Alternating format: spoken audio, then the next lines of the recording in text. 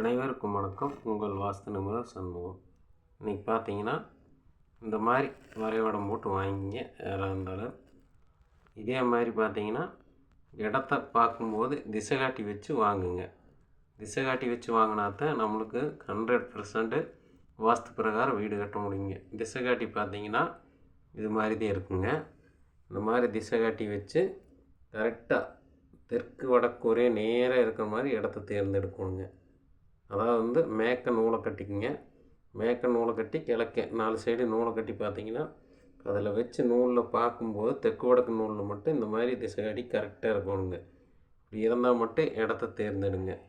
இடத்த தேர்ந்தெடுத்து இது மாதிரி பாருங்கள், பெட்ரூமு, டாய்லெட்டு, ஹாலு, கிச்சனு இது மாதிரி போட்டுங்க. பார்த்தீங்கன்னா இது வடக்குங்க, இது மேற்கு, இது பார்த்தீங்கன்னா வடக்க, இது பார்த்திங்கன்னா கிழக்கு, இது தெற்குங்க. நான் திசை காட்டி வச்சுருக்கிற சைடு. அதனால் எப்போவுமே இது மாதிரி திசை காட்டி வச்சு பார்த்து வாங்கிங்க. இடம் வாங்கும்போது திசை காட்டி வைக்காமல் வாங்கினீங்கன்னா கொஞ்சம் இந்த பக்கம் திரும்பி இருந்தாலும் அவ்வளோதானுங்க. அந்த வீடு கட்டினாலும் கூட பல பிரச்சனைகள் உண்டாங்க. ஒரு பிரச்சனை 2 பிரச்சனைகள் நிறைய பிரச்சனை உண்டாங்க. அது மாதிரி இது மாதிரி திசை காட்டிக்கு இருந்தால் மட்டும் வாங்குங்க. இல்லாட்டி நீங்கள் இடத்த வாங்குறத தவிர்த்துருங்க. நன்றி, வணக்கம்.